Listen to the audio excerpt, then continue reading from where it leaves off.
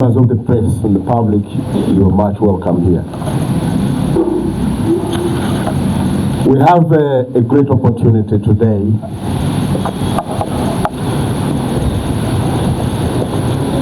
and an opening, a window to do what we call strategic engagement. We had that opportunity during the general elections. Now we have the LC elections. We have a great opportunity to belong to a group of new leadership called the Bateketeke. The Bateketeke, specifically starting at the grassroots in our local councils, which are very, very important if we are going to take this country to another level. If we are going to help this country transit, if we are going to help this country once again appreciate those very ideological aspects we have been voting for: national dialogue, national reconciliation, quality leadership, transition. So we have an opportunity once again as a country, as a party, but also as a country, including all other political or democratic forces.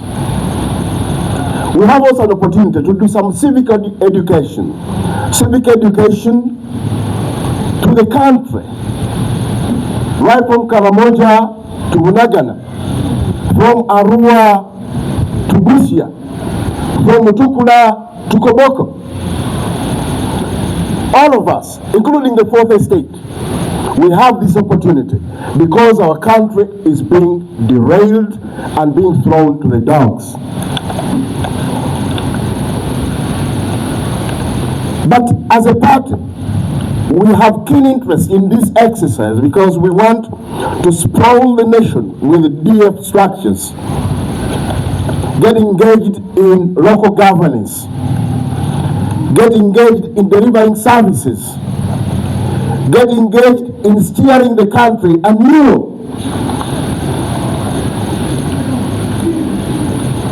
This is not an opportunity, dear members, we want one also, to elect or entrench a system of mediocrity in leadership, a system of marauding criminal cartels, as some of the people may want to pick it up.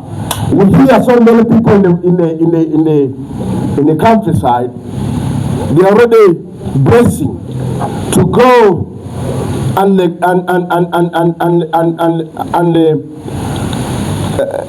do all sorts of havoc. They want to use it as an opportunity to strengthen our land grabbing cartels, the mafioso cartels of land grabbers, the criminal cartels, and those who will rubber stamp dictatorship. This is not an opportunity to do that. It's an opportunity to do the reverse. As a DF, we are leading this to bring back to life what we call quality leadership. And I think, my dear members, clap for this. Give a big applause because the country once again has an opportunity through DF to do this. Ladies and gentlemen, the DF calls, and maybe before I go to that statement, which the Honorable, just to underpin why LC elections are important. And some people have just been saying, look, you can elect anybody. You don't have to elect anybody. You elect the quality that we need. Somebody who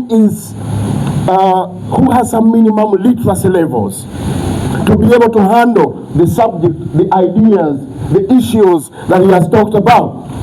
Many people tend to be blind about the local council law. Our judicial system, for example, implies and already puts it to us that the LC1 and LC2 are the first courts. You will be condemned, you will be convicted because the person you put at the LC1 level and LC2 level, and that committee did not perform the duty and did not give you justice. Ladies and gentlemen, this is not something you can play around with. These are our courts. We want to put there the very best. People who will go and steer those courts in a way that gives justice to all of us. LC councils, if you want to go and borrow money, you need that LC letter. Most banks now, you can't borrow money without an LC letter. And many times, it is going to be written in English. Many times, it's going to be written in English. If you want to approve your loan, if you want to open up an account, the banking institution will require this. Most of our NGOs, our CBOs, and those other organizations that are open, and even businesses, corporate entities, will require the LC chairman's endorsement. Let me just imagine the person you put in charge of your LC not able to comprehend this, then you're making a big mistake for the next 5 years. A very big mistake for the next 5 years. Because this is where we're going. NIRA will require an LC letter. Police, as he mentioned it, the other day I was almost not going to be given bail because of a mistake made by the LC chairman where he was living at that particular time. Ladies and gentlemen, this is not a joke, especially at this particular time where you and I and everyone else is going to be picked and framed with the trumped up charges. You need a LC that is going to be smart, who can fight for you.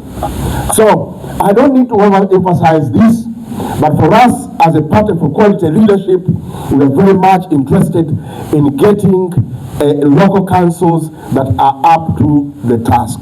It's also,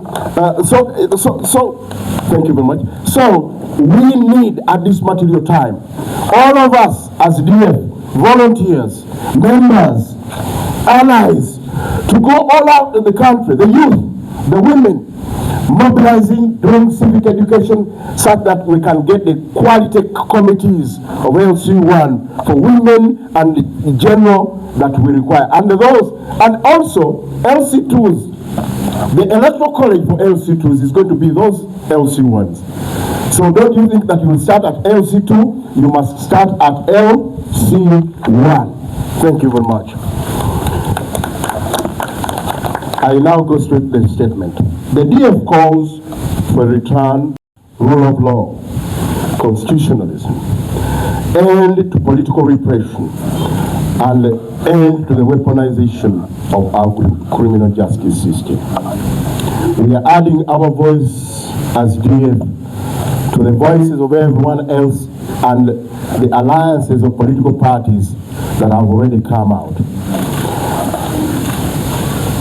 We also demand for the immediate release of our political detainees, of our media activists, and our civic activists. DF on the impending local council elections. The DF supports the holding of local council elections, first because all LC1 structures have been acting in excess of their term, and the more that the nation requires a firm grassroots leadership and development structure. We want to call the NRM to order. There was no reason why we had LC committees that could not live, that could not exist for the last 10 to 15 years. It has been unfortunate. Democracy was flouted. Now we must begin a new chapter where local councils must be renewed with people's mandate every 5 years. And we're going to campaign for this, and we will implore the institutions of government, including Parliament, always to be on alert that such a thing never happens under their watch, under our watch. Ladies and gentlemen, we urge all DF members and constituency leaders to mobilize support for the LC1 candidates and monitor the conduct of the exercise. First, it is an invaluable opportunity that we start to sow the seeds of democracy, which had waned for the last 35 or 40 years. We also want to create a strategic alliance with everyone in this country for change, for reforms, for national dialogue and reconciliation, for freedom and for transition, not succession. Ladies and gentlemen, in spite of that stand, through a constitutional petition, we are coming up, which is coming up on the 7th, the DF continues to pursue a comprehensive electoral reforms aimed inter alia, one, at improving the manner of the constitution of the national register, redemarcation of electoral areas, parishes, town councils, and constituencies, ending the meddling in politics and elections by the military and security agencies. 4, improving the manner of tallying and declaration of election results, and 5, guaranteeing free, transparent, verifiable, and credible elections. Let me just highlight a few things here. Number 1, you all know, and we have already mentioned, the mess we went through in the general elections. Do we want to see it again?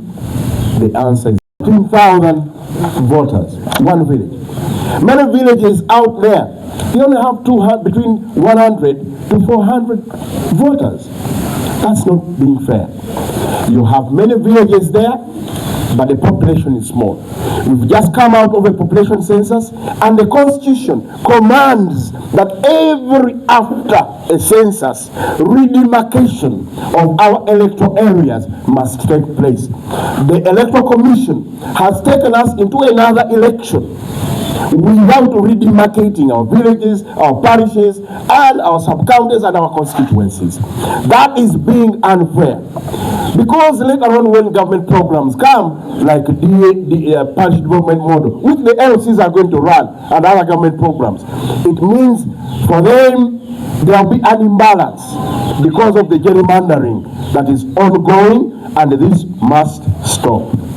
Ladies and gentlemen, DF calls for an end to repression and weaponization of our criminal justice apparatus.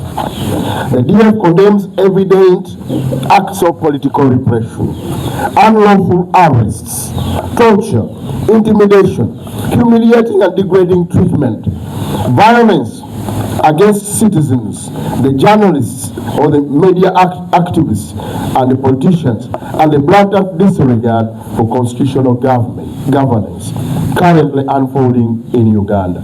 The DF more particularly deplores and calls for an end to abuse of power and the weaponization of our criminal justice apparatus, now reigning through politically motivated prosecutions and trumped-up charges against political, media, civil actors, and in this regard, demand for the immediate and unconditional release of all political detainees.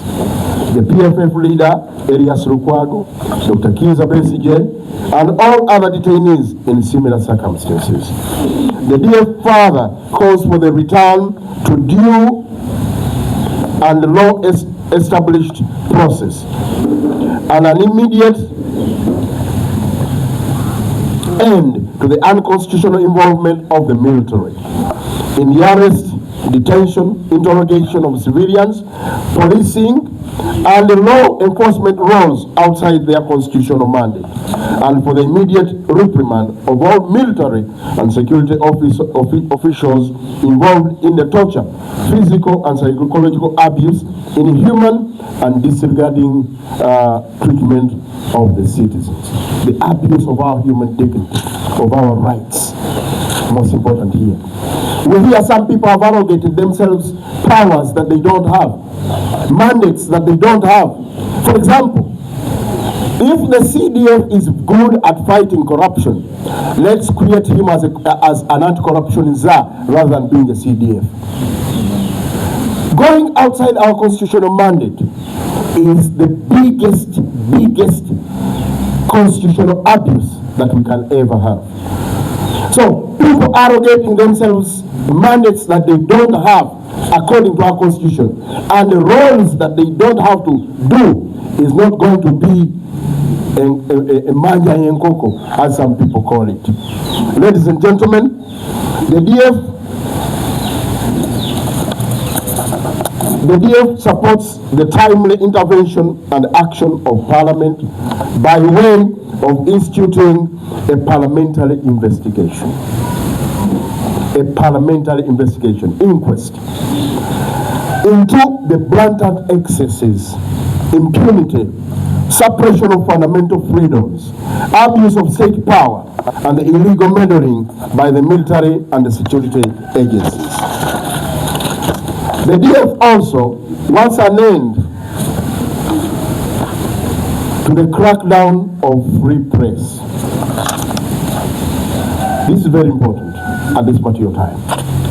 DF is concerned by the rising political tensions and the shrinking space for independent media and political opposition. The DF calls for the immediate reopening of the nation media group and enterprise. And we want an end to the crackdown on the free press and all the regulatory framework provided under the Uganda Communication Act. The UCC must stop to behave like they are not seeing what is happening. Just as the judiciary should come out strongly, and the parliament and all institutions concerned to crack down on this. But the president must take charge, because he was mandated to make sure that every institution works the way it should and within the boundaries of the law. NRM must regain control of the state authority. You all know, NRM has always been very loud about saying how they won the mandate in the last general elections. But it must not stop there. If they actually won this mandate, and they have this mandate, the NRM, having been declared and sworn in as the winner of the recently concluded general elections, it is apparent now that another unelected outfit has emerged. Capture of the NRM space and place must not be allowed to continue. It must be overturned with immediate effect. The capture of the executive, parliament, and judiciary's mandates, and their practical expression of their authority, decisions, actions, and the rest in the realm of constitutional mandated persons and state organs must be once again recognized. We have always, many people have been asking, is the president in charge? Is the parliament in charge? Is the judiciary in charge? For us, DF, we are not only asking, we are saying, take charge, or else we move a vote of no confidence within the population. And we shall mobilize the population, because the population know their constitution. And those who don't know yet their constitution, we have the audacity to mobilize them and give them civic education to know their rights. So they better take charge before we move in to inform them and put them to order. More worrying is that the said persons and organs have either gone silent or into hiding. DF calls upon all persons and organs charged with exercising state authority to regain control and also take immediate action on all imposters and usurpers of power and mandate and authority. I repeat, DF calls upon all persons and organs charged with exercising state authority to regain control and also to take immediate action on all imposters and usurpers, but also with the vigilance of the population. And that is your bona fide mandate. Lastly, the DF calls for dialogue, reform, and transition. Dialogue, reform, reconciliation, and orderly transition have been DF's declared agenda since inception, about a year ago. We keep pushing for common understanding of what needs to be done and galvanizing direction and action around this stated agenda. The DF supports joint coordination and action by all democracy-seeking forces, including those within the ruling group. Forces in pursuit of peace, forces for stability, constitutionalism, democracy, justice, accountability, freedom, and national unity. And we shall in due course roll out a plan for an all-inclusive national conversation on resolving prevalent challenges. So soon when we invite you, like we did some time back, you remember the reunions? Soon when we invite you, we shall kickstart this. We don't have to beg anybody. The conversation must start, and it must start this year, not any other year, because we need to get our country back and give it back to the citizens. Ladies and gentlemen, I want to conclude by saying DF remains committed in the pursuit of freedom, justice, and good governance in Uganda. Thank you very much, dear members of the press and the public. This is our message. The message is critical, it's important for every Ugandan, for every institution, and for every sector. Thank you.